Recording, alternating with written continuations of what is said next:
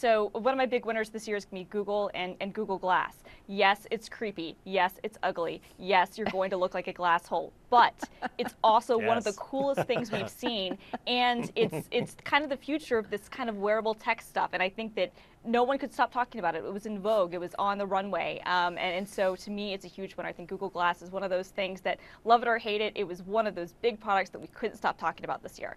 So that's my first winner. My second's actually going to be kind of controversial. I think some of these guys might disagree. I'm going to say Apple.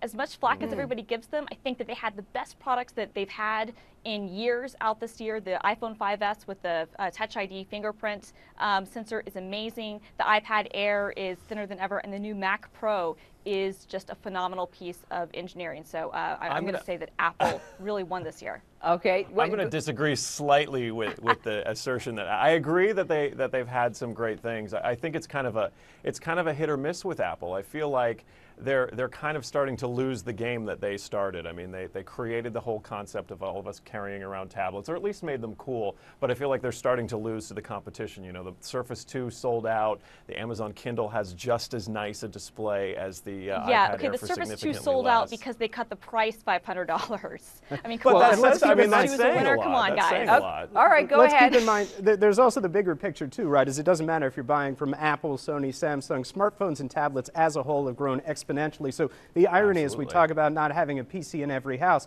The argument that you can make to counter that is actually that smartphones and tablets are computers. They're just packaged a little bit more portably and more user-friendly. So they really are in every house and in every pocket. So Scott, what was your favorite then?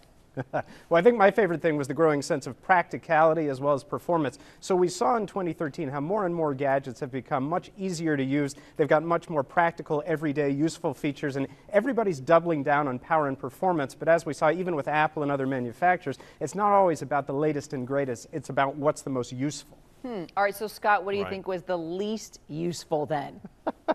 Well, I think a lot of these boy, way to put me out there. Yeah, some of these connected TVs, actually, I'm gonna put them on the line. I'm gonna say a lot of the connected TVs, because surveys were showing that people actually were not using most of the features. They were streaming Netflix, they were listening to Pandora, but everything else went by the wayside. And of course, all these advancements were heavily marketed, cost millions, and I don't think they were that practical, so not a lot of people were using them. Okay, Brett, how about you? I want to speak quickly to what Scott said about the smart TVs. I think the other problem is what we're seeing is people are using things that give them good content. So they're using Netflix and they're using Pandora because those are two entertainment things. Like I'm not a fan of Major League Baseball, so I'm not going to use the MLB plugin on a smart TV, but I may watch some Amazon original programming on the Amazon Prime streaming app. I think we dismiss a lot of technology for its not being very practical, but what we're really saying is it's just a conduit to provide entertainment or content, and when it's not being used properly, then it's just going to die by the wayside. Like Beta, there was no content on Beta, which is why VHS won. It's you don't have to look too far back. Oh my gosh, I go all the way back to 3/4, so you know that's a whole nother discussion. Shows how old I am. Actually,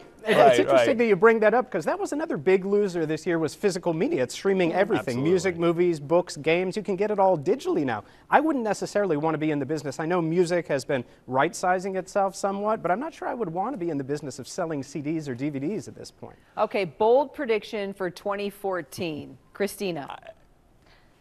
I think that the wearables are actually going to go mainstream. I think they're finally going to get attractive. And I actually think we might see a bit of a comeback with physical media, only because 4K is going to be a big tax on broadband, and people might actually have to buy Blu-rays so they can watch 4K content on their 4K TVs. Scott? I'm actually going to say that it's going to come down to, as far as winners go, not necessarily the most performance-oriented, like I said, but the most practical. So it's not necessarily going to be about the technology, but the more human elements, how we use it, whoever offers the most affordable and practical, everyday, convenient features. Brett? I think we're going to see big changes in privacy. I think people are becoming very concerned with what the NSA can see and do with all of our stuff. And I think the winner next year, the big bold prediction is going to be whoever steps forward and says, your secrets are safe with us, park them here.